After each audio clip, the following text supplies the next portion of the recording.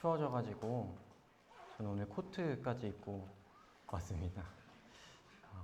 네, 내일부터 또 비가 온다고 하더라고요. 또 오늘 날씨는 정말 좋은데 또 그 좋은 날씨가 또 가게 되는 게 또 안타까운 마음이 들기도 하는 것 같습니다. 좋은 날씨가 있을 때 많이 누릴 수 있게 돼서 하나님께 감사를 드립니다. 오늘은 지난주 에베소서 1장에 이어서 에베소서 2장을 교제하도록 하겠습니다. 우리는 지난주에 1장을 교제하면서 하늘에 속한 신령한 복에 대해서 교제했습니다. 그리고 바울이 기도하는 장면을 들었고 더불어서 그리스도와 교회의 관계, 곧 몸된 교회와 머리 되신 그리스도를 이야기하는 구절, 그를 만물 위에 교회의 머리로 삼으셨느니라. 교회는 그의 몸이니 만물 안에서 만물을 충만하게 하시는 이의 충만함이니라 라고 하며 1장이 마무리가 됩니다. 그러면서 에베소서 2장 1절, 그는 허물과 죄로 죽었던 너희를 살리셨도다 라는 말씀으로 내용을 이어갑니다. 2장을 시작함에 있어서 복음, 곧 그리스도의 죽으심과 부활하심, 그리고 우리의 살리심, 구원에 대해서 이야기를 합니다. 아마도 이것은 그리스도의 죽으심과 부활이 교회의 탄생과 아주 밀접한 연관이 있다고 여겨집니다.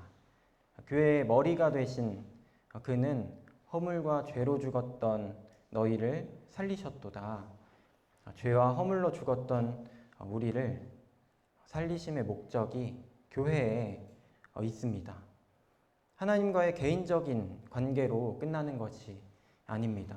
이것은 아주 중요한 사실입니다. 우리의 구원이 다만 개인의 어떠함으로 종결되는 것이라면 사실 우리는 이렇게 모일 이유가 없습니다.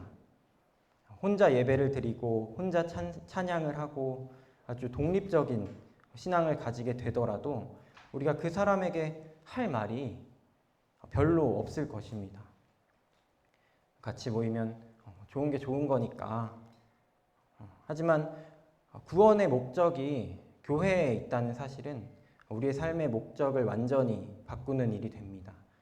교회의 마음을 두고 교회의 목적을 가지고 교회를 위해 기도하고 교회가 함께 영적인 축복을 누리기를 바라는 것은 너무나도 성경적입니다.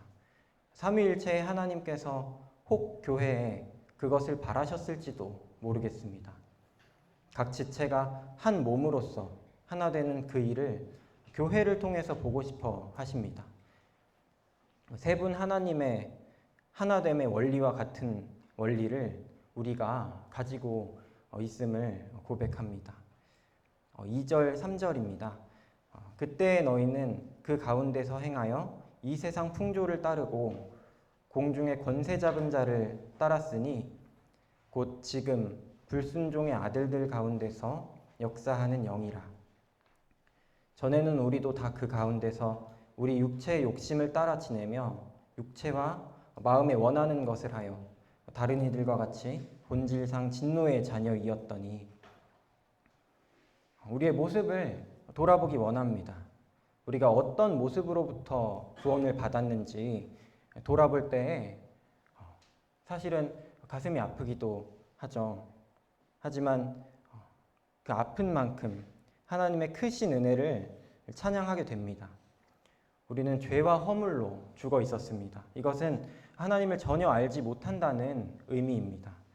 조금도 하나님을 찾을 수 없고 부를 수조차 없는 상태입니다. 그러므로 우리는 사탄에게 순종함으로 이 세상 풍조를 따랐습니다. 어떤 모습으로 우리가 악한 영을 따랐는지 각자가 돌아볼 수 있습니다. 하나님을 모르기 때문에 세상을 사랑하고 돈을 사랑하고 부모를 거역하고 이웃을 사랑하지 않습니다. 선악의 기준이 완전히 각자에게 달려 있습니다. 하나님을 사랑하지도 또 두려워하지도 않는 모습을 우리는 가지고 있었습니다. 4절로 9절을 제가 읽겠습니다. 긍휼이 풍성하신 하나님이 우리를 사랑하신 그 큰 사랑을 인하여 허물로 죽은 우리를 그리스도와 함께 살리셨고 너희는 은혜로 구원을 받은 것이라. 또 함께 일으키사 그리스도 예수 안에서 함께 하늘에 앉히시니 이는 그리스도 예수 안에서 우리에게 자비하심으로써 그 은혜의 지극히 풍성함을 오는 여러 세대에 나타내려 하심이라. 너희는 그 은혜에 의하여 믿음으로 말미암아 구원을 얻었으니 이것은 너희에게서 난 것이 아니요 하나님의 선물이라. 행위에서 난 것이 아니니 이는 누구든지 자랑하지 못하게 함이라. 이제는 달라야 합니다. 긍휼이 풍성하신 하나님이 우리를 사랑하심으로 그리스도와 함께 살리셨습니다. 하나님의 먼저 된 그 사랑으로 우리가 하나님을 사랑하게 되었습니다. 하나님을 사랑함으로 나타나는 가치관과 행동들이 있습니다. 우리는 그 반경을 넓혀가야 합니다. 예수 그리스도와 함께 살리심을 받았으면 생명이 있어야 합니다. 살리심을 받았기 때문에 생명이 있어야 합니다. 하나님께 대한 생명입니다. 하나님을 사랑하고 또 경외하는 그 마음으로 인해 하나님께 순종하는 삶이 있어야 합니다. 물론 구원은 행위에서 나지 않았습니다. 하지만 그것이 구원받은 성도에게 아무런 변화가 없어도 된다는 말은 아닙니다. 구원받은 성도의 삶은 이전과 어쩌면 완전히 달라야 합니다. 완전히 변화되어야 합니다. 먼저는 하나님의 말씀에 반응합니다. 예수 그리스도를 믿는데 여전히 세상을 사랑하고 하나님을 섬기는데 여전히 돈을 섬기고 여전히 부모를 거역하고 여전히 사탄을 함께 섬기는 불순종의 삶에 대해서 돌아볼 필요가 있습니다. 일반적으로 학생들은 부모를 거역하는 데서 걸리고 어른들은 돈을 사랑하는 데서 걸립니다. 청년들이 부모를 거역하지 않거나 돈을 사랑하지 않는다는 말이 아니라 저는 청년은 세상 풍조에 가장 예민하다고 생각을 합니다. 시대에 따라 변하는 세태나 유행 그런 것 따위가 우리의 삶을 사로잡습니다. 영상이나 그런 것들에 드러난 연예인의 삶이 매력적이고 그 사람이 동경이 됩니다. 그렇게 살고 싶기도 합니다. 하나님보다 그 풍조들을, 그것들을 사랑하게 되기도 합니다. 이런 일들을 경계하기 원합니다. 이런 것들로 인해서 하나님이 생각이 나지 않는 것들을 경계하기 원합니다. 그 사람이, 그 문화가 나의 하나님입니다. 하나님을 사랑하지 않기 때문에 하나님의 말씀에 반응하지 못하고 그 말씀이 나의 생명과 관련이 없습니다. 몇 달 동안 말씀을 묵상하지 않아도 삶에 아무런 영향이 없습니다. 사실 말씀이 매력적입니다. 그리스도인들에게. 그리고 하나님이 동경이 됩니다. 동경의 뜻을 찾아봤는데요. 어떤 것을 간절히 그리워하여 그것만을 생각함. 하나님이 동경이 되지 않습니까?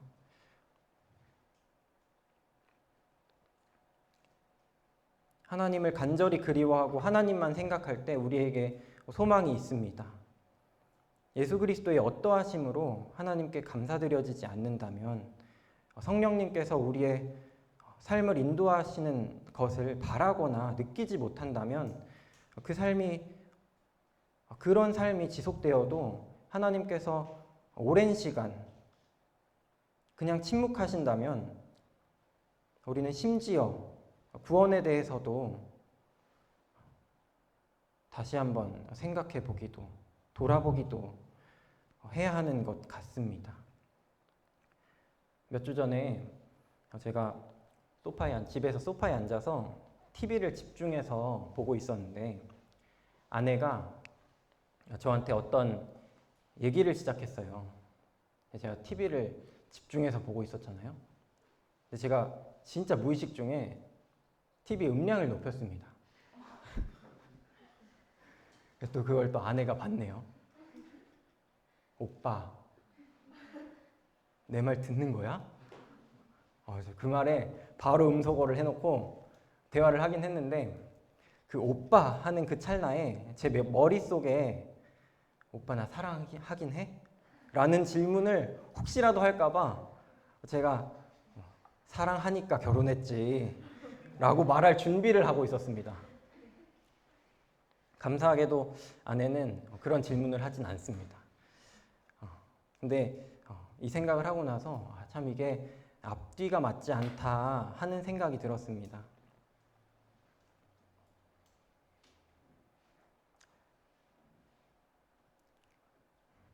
우리 브래들린에서 침례 받았으니까 구원 받은 것이라고 하는 그 믿음은 큰 식장에서 많은 돈을 내고 많은 사람들 앞에서 결혼식 했으니까 나는 너를 사랑하긴 해 라는 말과 아주 다르지 않습니다. 내가 정말 하나님을 사랑하는지, 예수 그리스도로 인해 감사가 되는지, 성령님의 인도하심을 지금 받고 있는지 돌아봐야 합니다. 혹 구원 받았는데 계속해서 사랑하지 않는 것과 같은 그와 같은 상태라면 하나님께서 자기 사랑하는 자녀를 마땅히 징계하실 것입니다. 결혼식 했으니까 사랑하고 있다고 생각하고 있다면 우리에게는 가장 최악의, 사탄에게는 정말 최선의 시나리오가 될 것입니다. 이번 주 베드로전서 말씀을 묵상했는데요. 베드로전서 3장 21절에 제가 읽겠습니다. 물은 예수 그리스도께서 부활하심으로 말미암아 이제 너희를 구원하는 표니 곧 침례라. 이는 육체의 더러운 것을 제하여 버림이 아니요 하나님을 향한 선한 양심의 간구니라. 침례가 하나님을 향한 선한 양심의 간구라고 합니다. 말이 좀 어려워서 쉬운 성경을 찾아봤는데요. 선한 마음으로 하나님께 내 삶을 드리며 정결하게 살기를 약속하는 것입니다. 라고 합니다. 어느 정도 아멘이 됐습니다. 내 삶을 드리며 정결하게 살기를 약속하긴 했으니까 나는 사실 그 삶을 사는 것과 마찬가지야 하는 마음은 교만하고 또 오만합니다. 종종 그런 얘기를 듣기도 해요. 결혼은 무덤이다. 결혼이 무덤이에요? 사랑이 없는 사람들에게는 결혼은 무덤입니다. 믿음이 없고 하나님과 관계가 전혀 없는 자들에게 침례는 실제적인 무덤이 될 수 있습니다. 저는 행여 저를 포함해서 누군가 한 명이라도 그렇게 믿은 줄 알고 살다가 가라지로 죽기 원하지 않습니다. 지난 주일에 말씀 시간 전에 한 형제님이 오랜 교회 생활 중에 다시 구원을 점검하고 다시 침례를 받았다고 하는 간증을 하셨습니다. 그것이 제 마음에 또 감동이 되기도 했습니다. 참 겸손하고 자기를 속이지 않는 솔직한 자들에게 자들이 하나님께 은혜를 구하고 또 구원을 간구합니다. 진솔하고 순수한 마음은 우리 마음에 감동을 주기도 합니다. 10절 말씀 읽도록 하겠습니다. 우리는 그가 만드신 바라 그리스도 예수 안에서 선한 일을 위하여 지으심을 받은 자니 이 일은 하나님이 전에 예비하사 우리로 그 가운데서 행하게 하려 하심이니라. 10절의 말씀이 각 성도에 대한 말씀으로 하나님의 형상을 닮은 피조물로서 만드신 바라고 보여지지만 더 나아가서는 성도들의 모임인 교회에게 하시는 말씀이라고 봐도 무방한 것 같습니다. 예수 그리스도와 함께 일으키셨고 예수 그리스도 안에서 함께 하늘에 앉히셨습니다. 교회가 그렇습니다. 예수 그리스도의 안에 있던 신부입니다. 그리스도 안에서 함께 일어나고 또 함께 하늘에 앉게 될 것입니다. 교회는 그리스도 예수 안에서 지으심을 받았습니다. 하와가 아담 안에서 지으심을 받은 모습과 같습니다. 잠든 아담의 옆구리에서 하와가 나왔습니다. 그리스도께서 십자가에 달려 죽으셨을 때 옆구리에 창이 찔렸습니다. 물과 피가 쏟아졌고 그것으로 교회가 태어났습니다. 그리스도께서 자기 피로 값을 주고 교회를 사셨습니다. 그가 만드신 바라, 원어로 하면 포이에마라고 합니다. 어떤 번역에서는 우리는 작품이다 라고 이야기합니다. 이 포이에마가 작품, 걸작품이라는 표현으로 사용되어지기도 합니다. 전에 어떤 형제님의 말씀을 들었습니다. 이 포이에마에서 포엠이라는 영어 단어가 파생이 되었다고 합니다. 우리 다들 아시죠? 포엠. 시입니다. 단편의 시를 의미합니다. 우리가 하나님의 작품입니다. 심지어 걸작품이라고까지 합니다. 그리고 하나님의 시입니다. 우리 각자가 교회를 통해 이 시를 적어 내려가기 원합니다. 사실은 하나님이 그것을 적어 내려가실 것입니다. 우리는 그것으로 하나님을 찬양하기 원합니다. 하나님께서 저 성도를 향해서 어떤 시를 쓰고 계신지, 어떤 작품을 만들고 계신지, 하나님께서 우리에게 주시는 간증이 있고 감사가 있습니다. 소망으로 기뻐하고 은혜를 찬양하며 장차 영광이 될 삶을 살아내기 원합니다. 우리가 우리 스스로 된 것이 아니라 온전히 하나님께서 구원하심으로 만드신 그리스도와 하나됨으로 만들어진 하나님의 작품이라는 사실을 우리가 마음에 둘 때에 우리의 삶이 달라지는 것을 경험할 수 있을 것입니다. 내가 아무런 목적이 없이 사는 것이 아니고 우연히 존재하는 것이 아니라 하나님께서 만드신 하나님의 작품이라는 믿음이 있을 때 우리가 우리의 삶을 대하는 태도는 어쩌면 완전히 다를 것입니다. 또한 교회가 하나님의 걸작품이라는 사실 또한 우리의 삶의 방향을 인도해 줄 것입니다. 11절로 16절 읽겠습니다. 그러므로 생각하라. 너희는 그때 육체로는 이방인이요 손으로 육체에 행한 할례를 받은 무리라 칭하는 자들로부터 할례를 받지 않은 무리라 칭함을 받는 자들이라. 그때 너희는 그리스도 밖에 있었고 이스라엘 나라 밖의 사람이라. 약속의 언약들에 대하여는 외인이요 세상에서 소망이 없고 하나님도 없는 자이더니 이제는 전에 멀리 있던 너희가 그리스도 예수 안에서 그리스도의 피로 가까워졌느니라. 그는 우리의 화평이신지라. 둘로 하나를 만드사 원수된 것 곧 중간에 막힌 담을 자기 육체로 하시고 법조문으로 된 계명의 율법을 폐하셨으니 이는 이 둘로 자기 안에서 한 새 사람을 지어 화평하게 하시고 또 십자가로 이 둘을 한 몸으로 하나님과 화목하게 하려 하심이라. 원수된 것을 십자가로 소멸하시고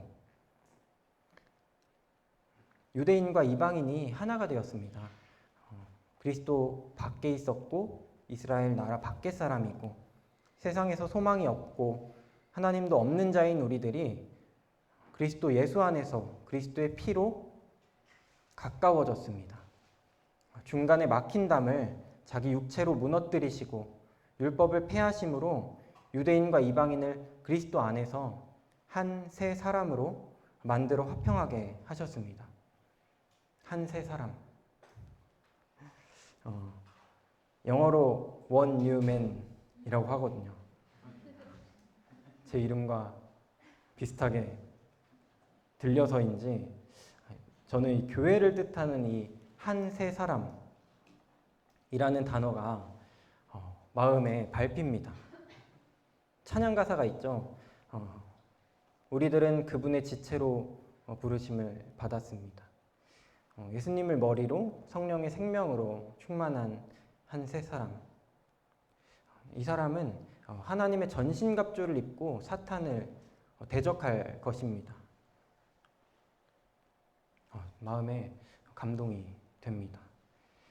교회를 기억할 때 우리는 그리스도를 떠올려야 합니다.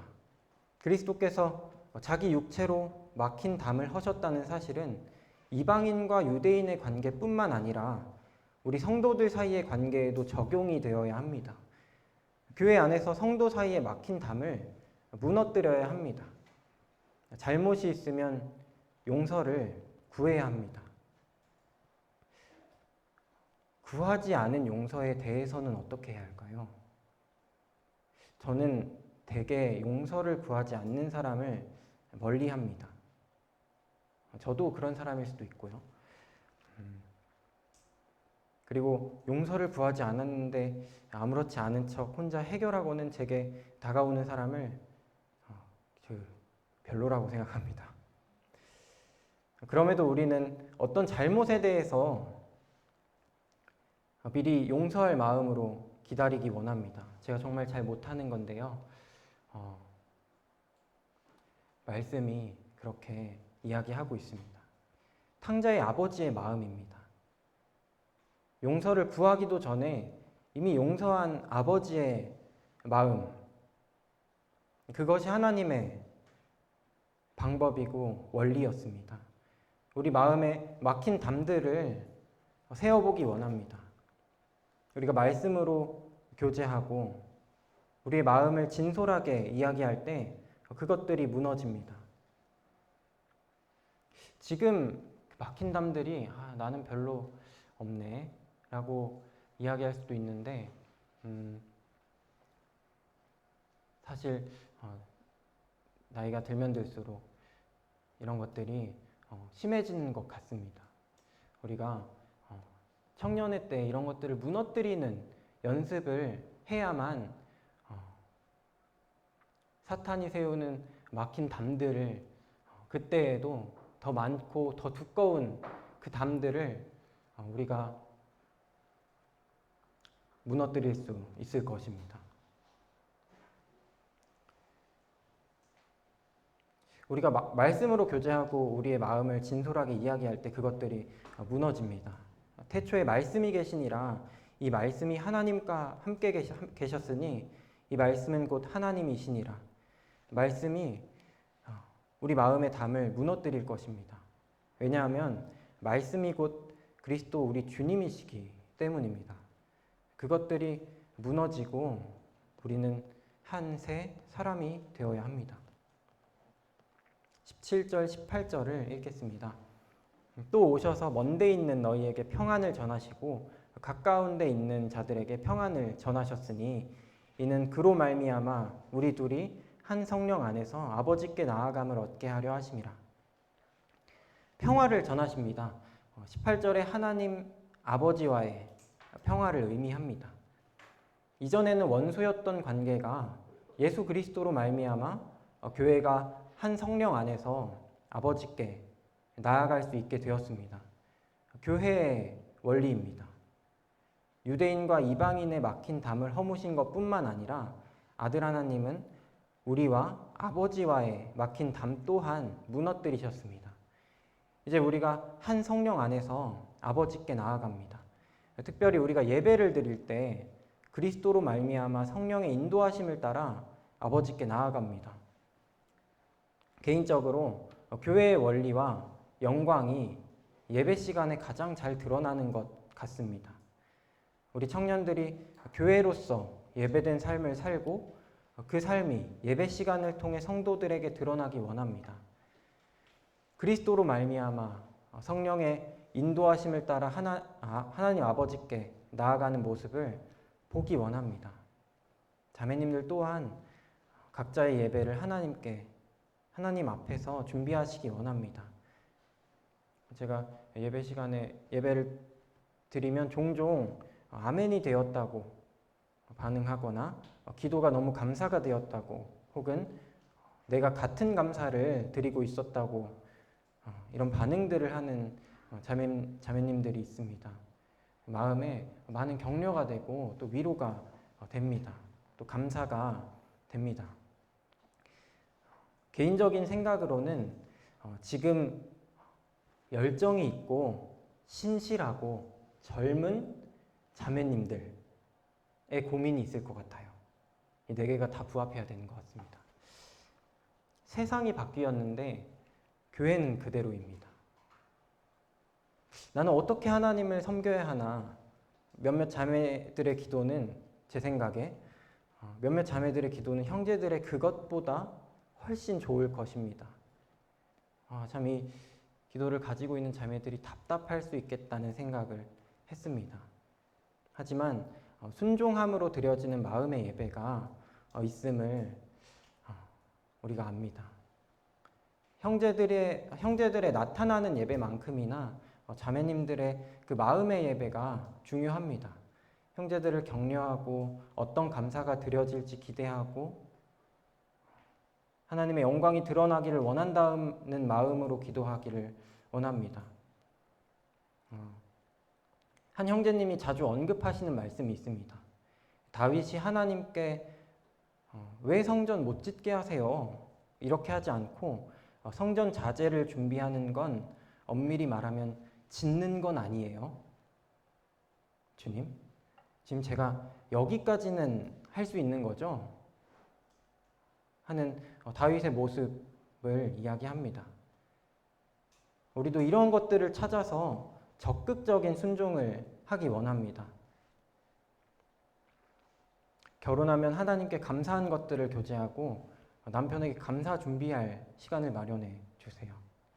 지금 청년 형제들에게 형제가 머리라는 사실을 믿고 또 순종하며 나타냄으로 책임감을 심어주고 형제들의 영적 성숙을 위해서 기도하면 좋겠습니다. 일부러 형제들이 우리 머리다라는 표현으로 너울도 더욱 열심히 쓰길 원합니다. 그런 마음이 있으면요. 형제들에게 가장 좋은 연료 중에 하나는 책임감입니다. 등 떠밀려서 나오는 책임감 말고 그 안에서 자발적으로 또 성령님이 주시는 책임감입니다. 옆에 있는 그 형제의 기도와 말씀을 우리가 평생 듣게 될 것입니다. 이것이 우리의 복이 될지 지금부터 준비해 가길 원합니다. 19절, 20절입니다. 그러므로 이제부터 너희는 외인도 아니요 나그네도 아니요 오직 성도들과 동일한 시민이요 하나님의 권속이라. 너희는 사도들과 선지자들의 터 위에 세우심을 입은 자라.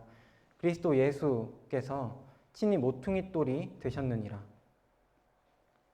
제가 이 모퉁이 돌에 대해서 건축 일을 하시는 한 형제님께 질문을 했어요.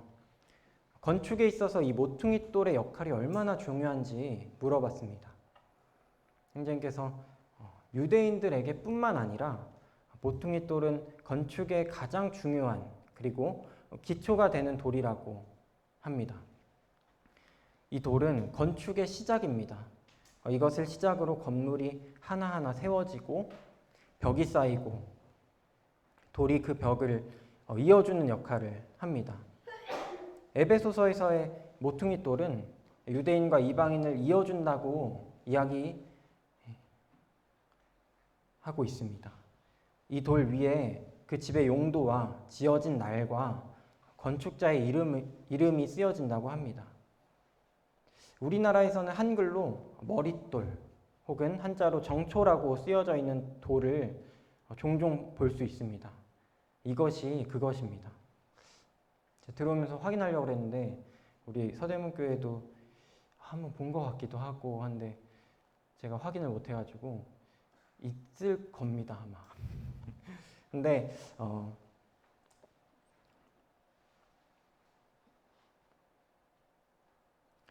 이제는 철근을 세우고 그 위에 콘크리트를 부어서 건물을 만드는 것이 건축의 일반적인 방법이기 때문에 따로 비석 같은 걸 작게 만들어서 머릿돌이라고 쓴다고 합니다.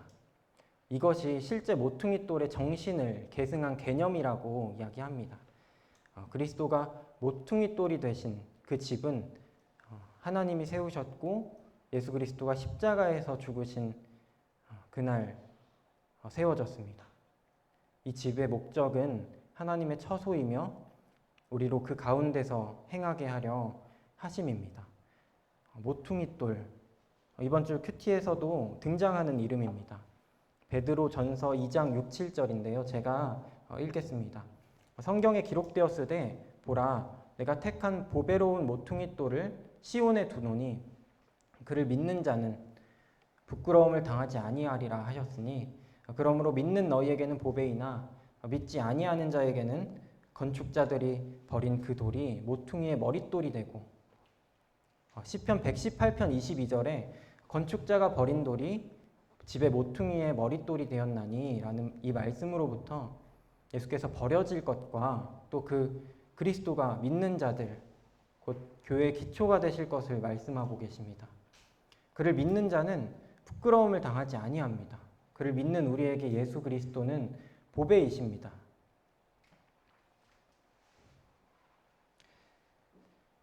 (21절) (22절) 읽겠습니다. 그의 안에서 건물마다 서로 연결하여 주 안에서 성전이 되어가고 너희도 성령 안에서 하나님이 거하실 처소가 되기 위하여 그리스도 예수 안에서 함께 지어져 가느니라. 모퉁이돌의 개념이 이어집니다.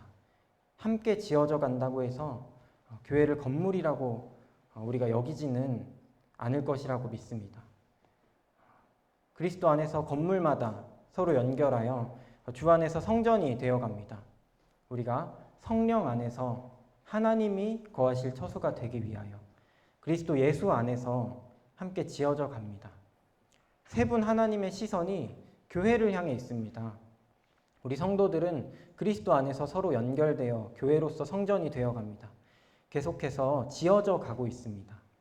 함께 지어져 가고 있는 이 교회에 우리의 모든 소망을 두었으면 좋겠습니다. 그리고 이 교회가 목적이 되어야 합니다. 지난 월요일에 하늘공원을 가려고 했다가 비가 와가지고 이곳에서 모여서 그 나름의 즐거운 시간을 보냈습니다. 그 시간 중에 용서와 결혼과 비전 이렇게 세 주제로 나눠서 교제를 했습니다. 저는 비전에서 교제를 나눴는데 비전에 대한 청년들의 이야기도 듣고 깊이 생각도 해볼 수 있는 시간이 되어서 좋았습니다. 비전이 무엇인가 고민을 해봤는데 비전이라는 이 단어에는 무엇인가 빠져 있다는 것을 느꼈습니다. 바로 하나님이 주신 이것이 가장 중요합니다. 비전이라는 단어를 영어 성경에 찾아보면 환상과 관련이 되어 있습니다. 하나님이 보여주시는 환상, 하나님이 나에게 주시는 계시입니다. 나의 꿈과 나의 목적, 나의 개인적인 소원이 아닙니다. 비록 그 일들이 명목상 주님을 위해서라고 하더라도 그렇습니다. 우리는 사울이 망한 이유를 잘 알고 있습니다. 비록 그 일들이 명목상 주님을 위해서라고 하더라도 그렇습니다. 우리는 자신의 눈에 좋아 보이는 것들을 하나님께 드리는 것으로 그 명목으로 주님이 원하지 않으시는 잘못된 선택을 했습니다. 그러므로 하나님께 버림을 받았습니다. 우리에게 심어주신 하나님의 꿈과 하나님의 목적이 바로 우리가 말하는 비전입니다. 그리고 그 비전은 하나님이 우리에게 교회를 섬기라고 은혜로 주시는 능력, 곧 은사와도 깊은 관련이 있다고 여겨집니다. 그렇기 때문에 저는 하나님의 비전, 하나님의 목적이 적어도 교회를 향해 있다고 확신합니다. 또 이 말이 또 내가 하는 것이 명목상 교회를 향해 있기 때문에 하나님의 비전이라고 이야기하지 않기를 원합니다. 아무튼 그렇기 때문에 구원받은 성도의 삶은 어쩌면 완전히 변화되어야 한다고 말씀드린 이유가 여기에 있습니다. 삶의 모양은 같을 수 있어도 그 목적이 완전히 달라야 합니다. 구원받은 성도는 교회로 함께 지어져 가야 합니다. 돈을 많이 버는 것이 목적이 되는 것이 아니라 그 돈의 목적이 무엇인지 돌아봐야 합니다.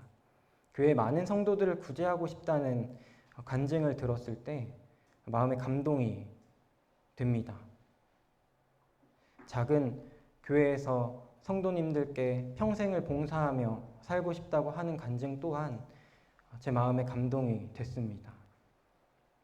신학 공부 그 자체가 목적이 아니라 그것을 수단으로 교회에서 좋은 교사가 되고 진리를 위해서 힘쓰고 싶었으면 좋겠습니다.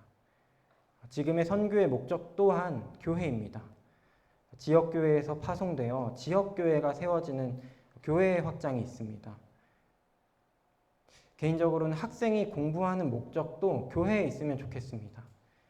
사실 제가 생각할 수 있는 것은 최선을 다해서 직장 선택지를 넓혀서 지역교회를 섬길 수 있는 직장을 가고 싶어. 이게 제 기도였거든요. 그 마음을 하나님이 기뻐하실 거라고 생각합니다. 하나님이 주신 비전에는 믿음과 소망과 사랑이 그 가운데 있을 것입니다. 하나님께 나는 교회를 위해서 어떤 비전을 주실지 구하고 기대해야 합니다. 혹은 이미 하나님께서 우리 마음 가운데 시작하신 착한 일들이 있을 것이라고 생각합니다. 비전하면은 뭔가 큰 일을 생각하게 됩니다. 큰 일을 바라기보다 작은 것부터 또 아무것도 없을 때부터 마음을 하나님의 교회에 두는 일이 필요합니다. 내가 지금은 비록 11조도 안 드리지만 그 돈을 많이 벌면 13조, 15조를 드릴 거야. 내가 지금은 교회에 출석하는 구도자들에게 관심이 없지만 언젠가 선교를 나갈 거야. 내가 지금은 시험 기간만 되면 교회를 선택적으로 출석하지만 안정적인 좋은 직장 가서는 교회를 전심으로 섬길 거야. 허황된 말들이라고 생각합니다. 헛되고 황당하여 미덥지 못합니다.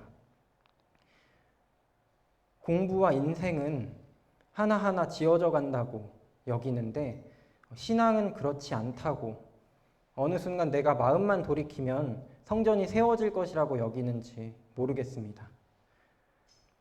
우리 같이 하나님의 처소에 마음을 두고 교회를 위해 기도함으로 청년의 때부터 기초부터 탄탄하게 교회를 함께 지어나가면 좋겠습니다. 에베소서 2장 말씀 여기까지 하고 기도하겠습니다.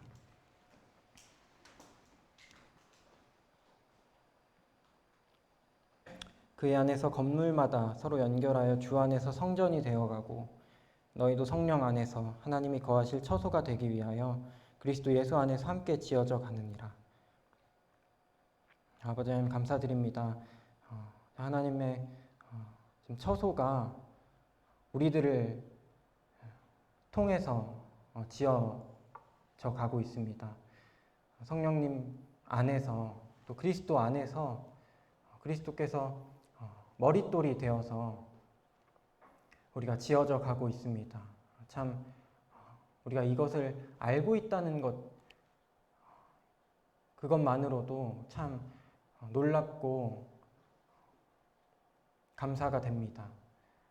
우리가 하나님의 말씀에 계속해서 반응하고 주님을 따라감으로 이 교회를 지어져 가는데 방해가 되지 않도록 하시기 원합니다. 모든 능력이 아버지 하나님께 있음을 고백을 드립니다. 오늘 교제 시간 또한 하나님께서 선히 인도하여 주시기 원합니다. 감사드립니다. 우리 주 예수 그리스도의 이름으로 기도드렸습니다.